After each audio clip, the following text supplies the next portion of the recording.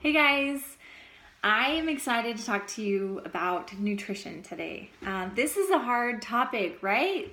You probably are confused or have been confused. There's so many things out there right now, keto and paleo and gluten free and, what should I be doing? There's so many things out there and it can be confusing. And I don't know what the right answer is, but I know that you have to figure out what's right for you and your body type.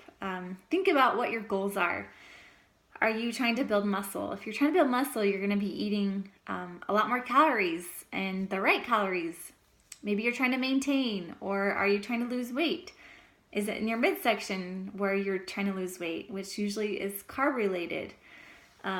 So kind of figuring out what your goals are and what your end goal is, I guess. So, we all know that 80% of our results come from nutrition. You could be busting your butt, running 10 miles, but if you're eating like crap, you're not going to get those results that you want. And you're also not going to feel as great as you want. So for me, nutrition it's kind of been a journey for me the past few years.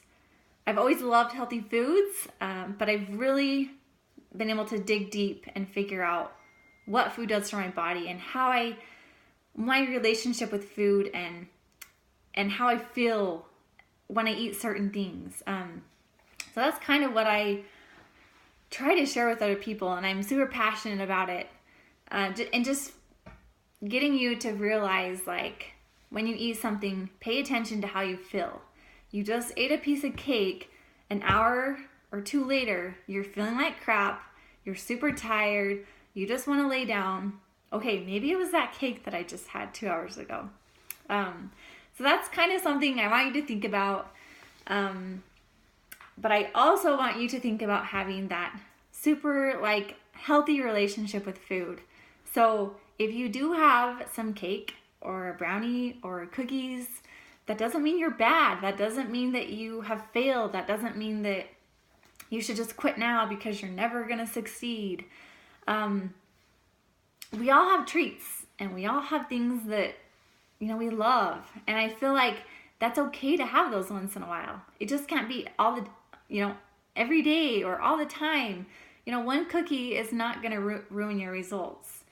If you have a cookie every day, yes, that probably might do something, but don't self-sabotage. Don't punish yourself. I hear and see so many people that say, I had a cookie, so I figured I already failed. I might as well just eat the whole bag because it's already I already did it, so I might as well do it good, right? No, you had a cookie, you did not fail. Have your cookie and move on, and keep going with your journey. And as I say this, I haven't always been this way. I was that person that I just was talking about a few years ago. I would have ice cream or cake or whatever it was, and I'd feel so bad and guilty because I totally messed up that I felt like, okay, I have to go run 5 miles, or I have to, do something to make up for what I just ate. But I really, what's the word? I don't know, builds a healthy relationship with food and how I view it. And so now when I have, something that's not on my plan, it's okay. I'm able to enjoy it more and not have that guilt of, oh crap, I shouldn't be eating this. So that's something I want you guys to think about. And I think it comes with time. That's not something overnight that is built. It's a mindset thing that is built over time. Something that Chantel shared in one of our groups a couple months ago, and I just loved it, and I think about it all the time. She said, don't tell yourself that you can't have it. Instead, say, I can have it, but I'm choosing not to. So I can have that piece of cake, but I'm choosing not to because I really want to stick to my goals. Or I can't have that cake, but I'm choosing not to because I know that in a couple hours I'm not going to feel very good. So again, changing your mindset, how you're viewing food and yourself. Don't self-sabotage. So I'll leave that there. So I want to talk to you guys about meal planning and meal prep.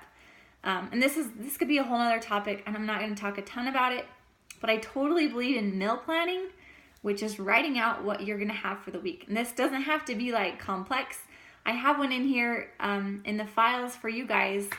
I'll post it again below in the comments, but in the recipes. And I hope you guys take advantage and use it, because I spent a lot of time doing that. So hopefully you guys are utilizing that. But with a meal plan, it doesn't have to be like all pretty and planned out, and it seriously can be like on a piece of paper, like chicken scratch, like, okay, Monday we're having this, Tuesday we're having this, Wednesday we're having this. Make a plan out, so especially for dinners, so that you know what you guys are having for the week. You can get to the store on Monday, have all the ingredients that you need. If you know you're gonna have a busy week, like you have soccer every night, do some crock-pot meals that are just gonna be, you throw them in the morning and they're ready to go. Try to do, think about what's going on in your week so that you can plan accordingly. As for meal prep, I don't do a ton of meal prep.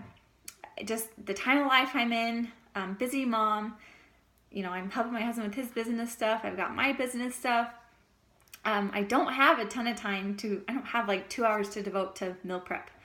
And to be honest, the times I have done it, it stresses me out. And by the third day, I'm like, I don't want to eat this anymore. Like, this is gross and blah.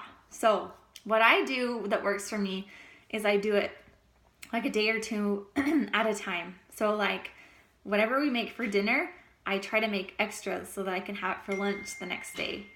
Especially meats. If we have chicken, I will always make extra chicken so that I can have it for lunch the next day, like with a chicken salad.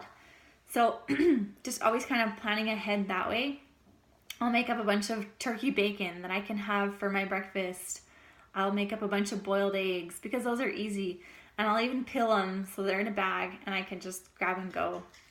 So I try to do little things like that aren't actually like a big meal prep day, but they help me to stay on track throughout the week, because they're little things that help me in the bigger picture, if that makes sense. So anyways, I hope that some of those things helped you guys. I really feel like nutrition is so important, and I talk to more and more people every day who are dealing with autoimmune issues, disease issues, hormonal issues, so many things right now that I feel like, my opinion, are coming from our foods. So, and again, you could go crazy if you let yourself. So you have to figure out that balance. But I think it's so important to find a healthy nutrition that you can stick to, which, try to stick to real foods. If it's packaged and processed, your body's not going to be able to digest that properly. Our bodies just weren't made to digest things that aren't real. So try to eat as many real foods as you can and do your best. So every day is going to look different, right? Some days you're like, I nailed it. I just totally did awesome at my nutrition. The next day you're like, okay, I was crazy busy and it wasn't very good. So start fresh the next day. Don't self-sabotage. So hope you guys got a few tips and enjoyed it, and have a good rest of your day.